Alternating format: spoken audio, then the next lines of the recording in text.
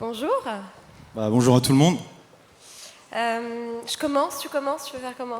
Je te Allez. laisse commencer. Déjà, bravo à tous. Quand on se souvient des compètes de l'ESP, ça donne tout de suite un peu les genoux mous. Donc déjà, bravo à tous pour le travail que vous avez fait. L'exercice du case, en plus, je trouve, est pas évident. C'est un exercice où il faut condenser, il faut être synthétique, il faut être visuel.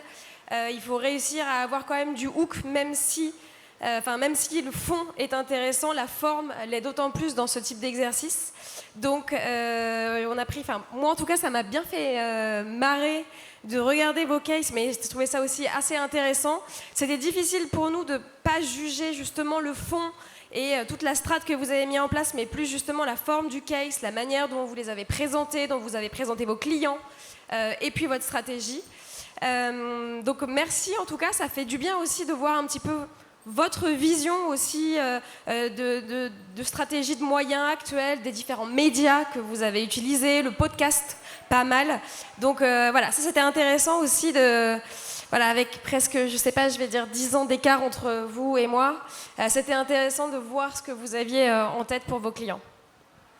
Moi déjà j'étais là l'année dernière, donc j'ai fait l'exercice un peu comme vous, un exercice assez compliqué où on a pas mal d'informations, on se dit comment je vais un peu travailler le brief, quelle idée je vais mettre en place, et surtout ce qui est plus dur c'est le final, donc le case, parce que nous finalement on reçoit le case, on n'a pas la strat, on n'est pas à la présentation, donc en soi l'exercice est super dur parce qu'on doit condenser tout ça très très rapidement. Et en fait, j'ai trouvé que c'était bien amené, il y avait du niveau, visuellement il y avait des choses vraiment intéressantes, et même au niveau des idées, j'ai trouvé qu'il y avait pas mal d'idées qui étaient assez limpides, et en tout cas c'est le plus dur à faire, arriver à avoir une idée qui est ultra limpide, qu'on comprend rapidement et qu'on se dise là on a une bonne idée, et derrière aussi c'est le mettre en forme, faire un case, avoir le craft. Et dans cet exercice-là, les cases qu'on a regardées, il y avait des crafts qui étaient vraiment très très cool.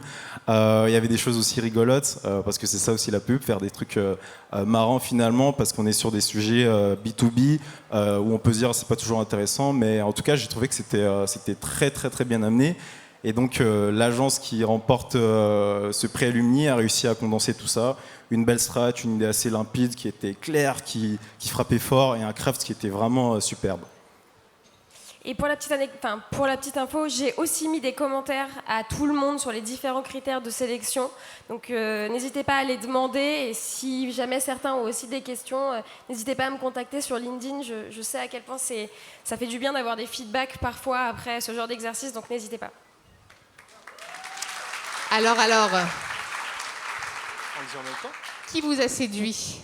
Attends, mais moi je me souviens même plus du nom de l'agence, je suis vraiment une mauvaise. Je me souviens, vas-y, allez, vas-y. L'agence qui a remporté ce prix est l'agence Boucan.